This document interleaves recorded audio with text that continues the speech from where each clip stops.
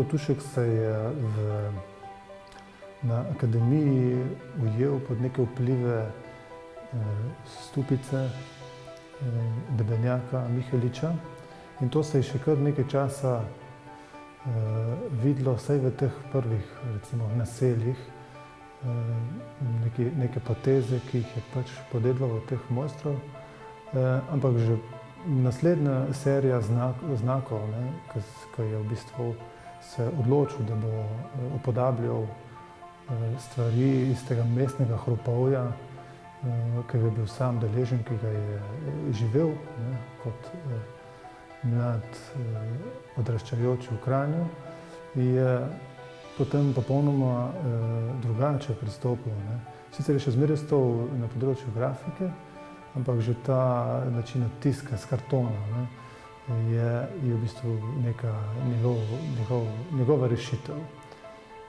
Tudi barve so takrat že bile precej bolj tiste, kot jih potem, po katerih poznamo Tuška. Mogoče ključna stvar je bila 67. leta, 1967. ga je Cene Avguštin, takratni kustos Gorenjskega muzeja, povabil, da je razstavljal v Prešernovi hiši in potem naslednjo razstavo, ki jo je imel 69. leta, je v bistvu bil popolnoma drugi Tušek. Vmes 68. leta je šel na Beneško bienale in tam se je v bistvu odprl nov svet, v katerem tudi sam pripoveduje in tam so zaživele te barve. Se pravi, preskok in prelom dokončno s temi idejami, ki so jih mu dali profesori na akademiji, v kateri je bil na svoj način ujet in potem z 68. letom v nov barvni svet. In takrat je v bistvu v naslednjih 10-15 letih je Tušek svetel s temi svojimi idejami. Najprej se je pridružil neokonstruktivistom, čeprav nikoli ni bil tipičen neokonstruktivist, so neke ideje skupne v začetku 70. let in potem v 80. ko pa med letom 82 in 84 pridružil skupini Barva, takrat pa v bistvu pride Tušek do polnega zagona in se v bistvu ta barva popolnoma razživi.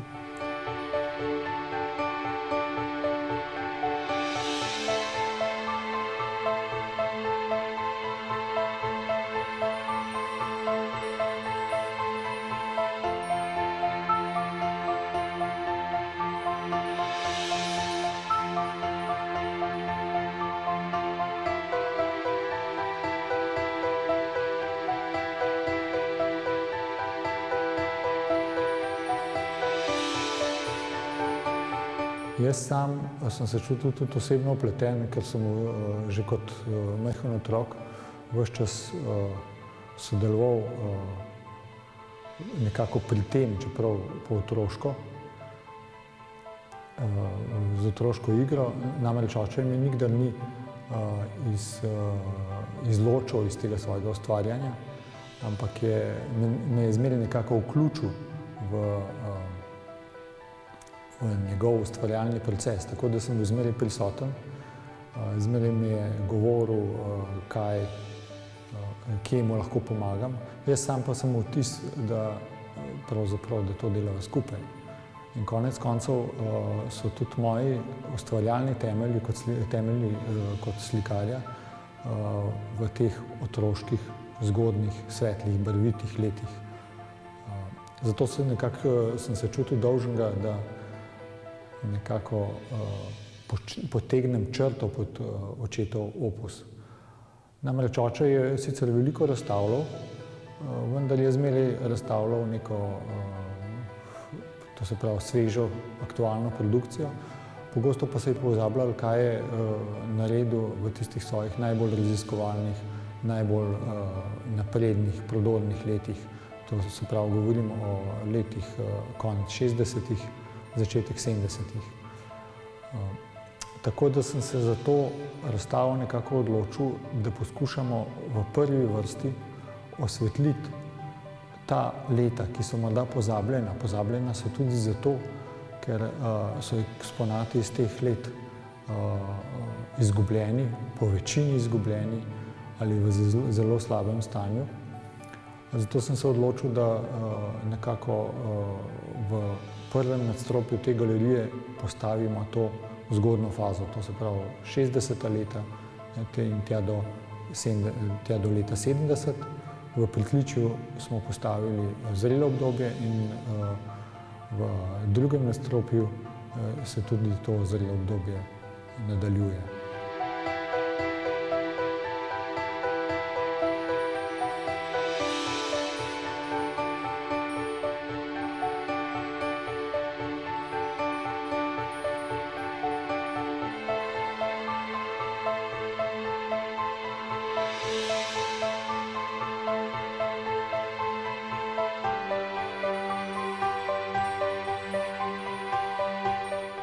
Kot sem že dejal, je problem takratnih njegovih začetkov v tem, da so ti eksponati bili zelo eksperimentalni, narejeni dostikrat s sredstvi, ki jih je pač imel na razpolago in niso ohranjeni.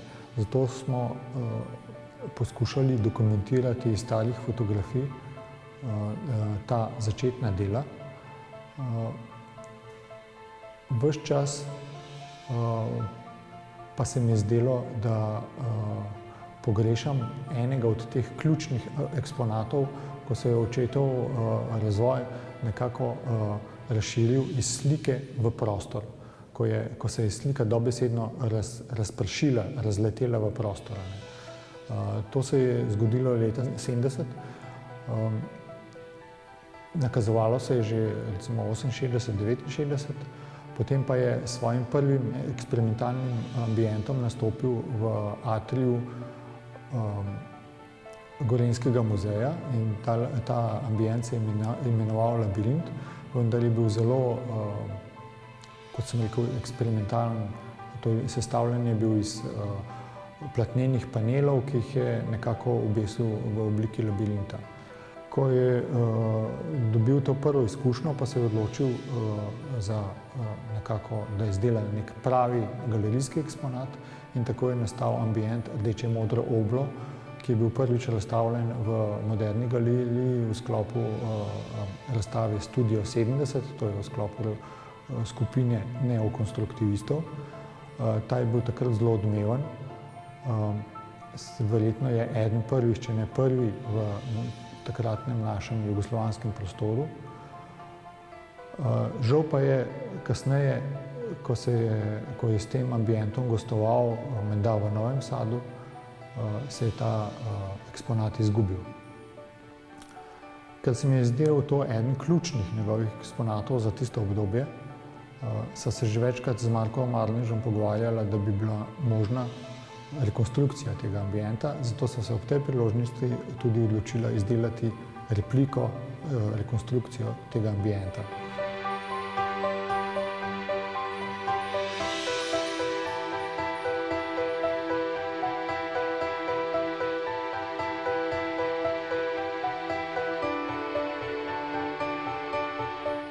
Rekonstrukcija ambienta skupine neokonstruktivistov leta 70 v spodnjih prostorih Moderne galerije je sprožila v tistih časih poseben izziv. Ne samo v strokovnih krogih, tudi same Moderne galerije, ampak širše seveda v slovenski javnosti, saj kaj takega takrat nismo še videli. Bili so si poizkusi Vinka Tuška nekje v Kranjskem prostoru, vendar v tako ugledni ustanovi, kot je pač tedaj bila Moderna galerija. In ambienti, ki jih je potem Tušek ponovil oziroma obdelal drugače, kot je bila recimo v Mali dvorani Slovenske filharmonije ali v Novem Sadu in v Beogradu, je seveda to izvenelo v slovenskem prostoru čisto na poseben način. Če se malce pošalim, te vstopi publike tedaj, spominjam se, v sam prostor.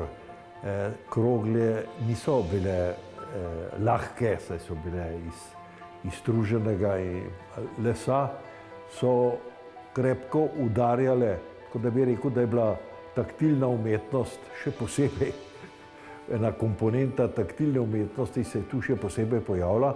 Spominjam se, da se je Vinko Tušek sam večkrat dobesedno zapodil v ta prostor, ob tem obstoji tudi fotodokumentacija in mislim, da je prav, da se je ta ambient rekonstruiral, da je postal tudi del zanimive razstave, ki se ta čas nahaja v muzeju moderne umetnosti na ljubljanski Metelkovi ulici in zaželeti bi bilo, da bi postal tudi del stalne zbirke v Moderni galeriji.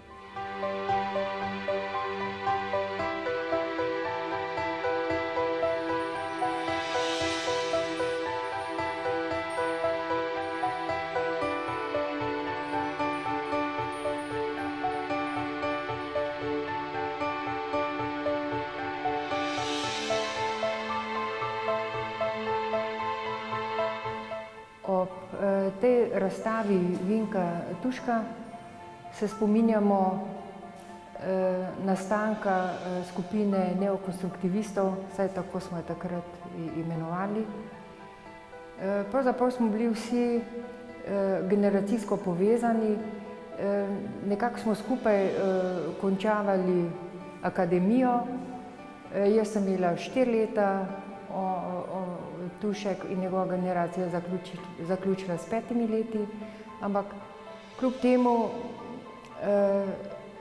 se ta generacija povezuje z nekim novim pogledom na likovno umetnost, z nekimi novimi raziskovanji. V tistem času se je dogajalo marsikaj, kar se v prejšnjih letih našega študija ni. Lahko smo si ogledali razstavo na Beneškem bienalu, lahko smo šli v Kassel in si ogledali Documento.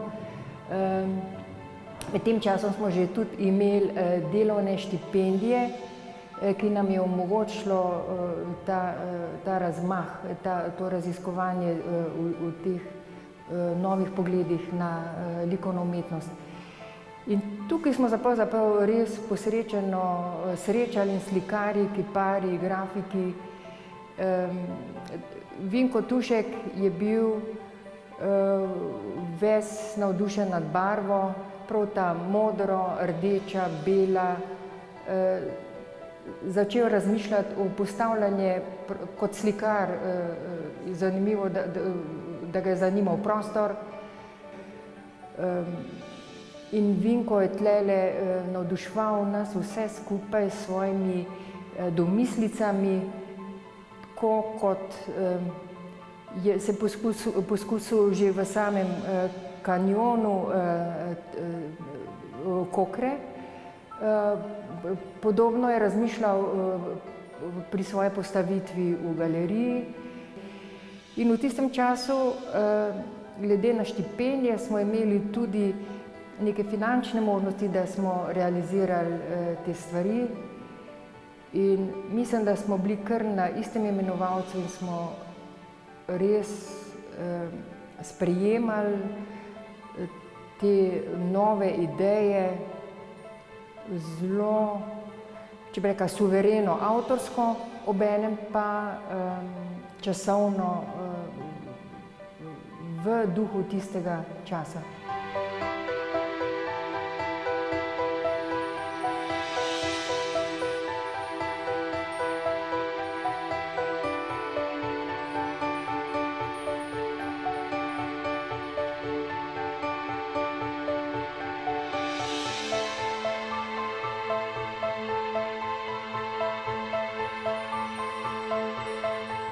Za očetovo delo, pravzaprav za njegov ustvarjalni proces, je značilen spoj dveh pristopov. Eno je njegov zelo analitičen, raziskovalen pristop, ki ga pogosto enačimo s racionalnostjo, s znanstvenostjo, ampak on je za razliko od tega je nekako pritaknil drugi pol, to je pa neka otroška zvedavost, otroški način raziskovanja, kako otrok raziskuje, spoznava svet in kako otrok ustvarja. Oče je bil namreč mnogo let likovni pedagog v osnovni šoli, je tam spoznal vrednost otroškega ustvarjanja. Pogosto je trdil, da je to najbolj čist, najbolj izrazit in najbolj nekako svež, poglobljen pristop k ustvarjanju, k odkrivanju, k raziskovanju novih likovnih prostorov. To se vidi tudi iz večine njegovih del, ki imajo zmeraj dodano oziroma jih preveva neka igriva otroškost, taka igrivost, veselost, barvitost. Po drugi strani pa je bil tudi sam ves čas naklonjen, nekako je bil pripadnik barvitosti. Zato je na primer v nekem obdobju je sodeloval tudi s skupino Barva, ki se je kljub njihovi raznorodnosti prizadevala za uveljavitev tudi neke barvitosti v slovenski likovni prostor, kar je bilo za tiste čase, ko je bila umetnost, slovenska umetnost nekako težka, eksistencialna, dokaj nenavadna.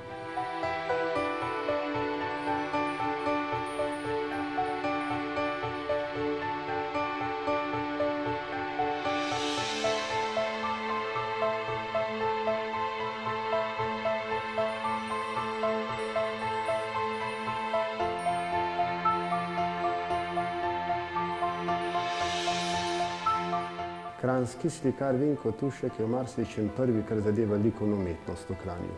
Je bil prvi, ki je dobil nagrado Prešernovega sklada, prvi, ki je razstavljal v galeriji Prešernovih nagrajencev v tej Pavšarjevi hiši in tudi prvi, ki je poudaril to čudovito delo, ki jo vidimo, to je ambient, sprehod skozi sliko.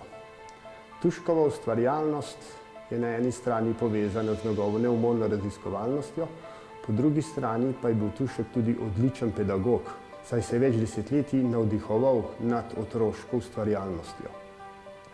Vinko, odkar smo mi začeli z razstavami v galeriji Prešernovih nagrajencev, je bil vedno gost na vseh razstavah in večkrat je tudi sam prišel obiskat in se potem še natančno ogledati razstave. Tokratna razstava v nekem smislu retrospektiva bo pustila tudi sled v naši stalni zbirki. Družina Marko in Eva Tušek bosta namreč pustila v zbirki kar obsežen del njegovih del, tako da bo že tako obsežna zbirka še bogatejša za izjemne umetnine tega kranjskega umetnika.